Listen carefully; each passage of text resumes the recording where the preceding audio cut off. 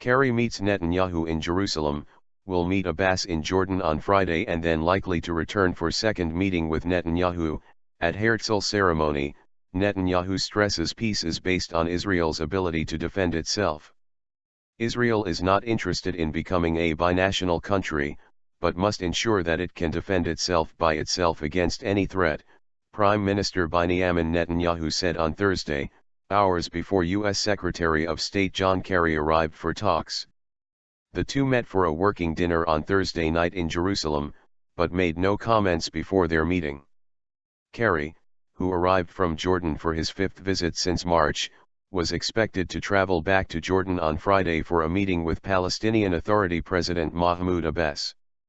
Israeli officials said Kerry may return to Israel either before Shabbat or on Saturday evening for a follow-up meeting with Netanyahu. The U.S. Embassy announced that he planned a press conference in Amman on Saturday afternoon.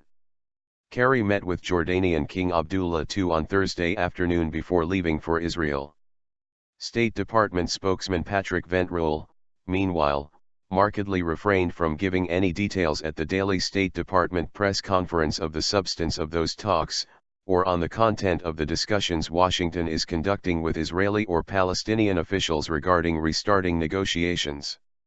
Netanyahu, speaking at the annual state memorial service for Theodore Herzl, said before Kerry arrived that Israel wanted peace because we want to live in peace. But, he said, no one should delude themselves into thinking that if we reach an agreement with the Palestinians it would erase the wild slander against the Jewish state.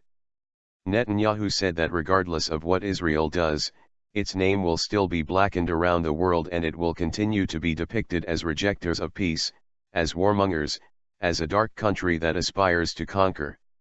He reiterated a theme he has repeated a number of times over the past few months, that anti-Semitism, the historic hatred of the Jews, has now been transferred into a hatred of the Jewish state. He noted that Israel was continually on the bottom of a BBC survey asking people to name which countries have the most positive effects on the world. We are continually on the bottom of that list alongside Iran, and it does not matter what we do, he said. It does not matter what we contribute. It does not matter, because we are not dealing in facts. He added that this will not change regardless of whether Israel is in the midst of a peace process, and regardless of how much tikkun olam fixing the world Israel is engaged in. Peace is desirable in and of itself, Netanyahu said, underlining that Israel did not pursue it to gain international legitimacy. Peace is based on security, it is not based on goodwill and legitimacy as people think. It is based first and foremost on our ability to defend ourselves.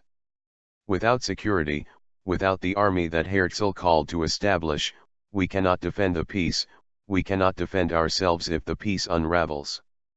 Netanyahu said most Israelis understand that security is a fundamental condition for both achieving and securing peace. President Shimon Peres, meanwhile, took the opportunity at the Herzl ceremony to welcome Kerry and wish him success in his effort to revive the process. Peace is a moral foundation of Judaism, it is an existential need of the Jewish state, Peres said. A binational state contradicts the vision of Herzl, it endangers the Jewish and democratic state of Israel. There is a chance to renew the peace process, and it is not to be missed.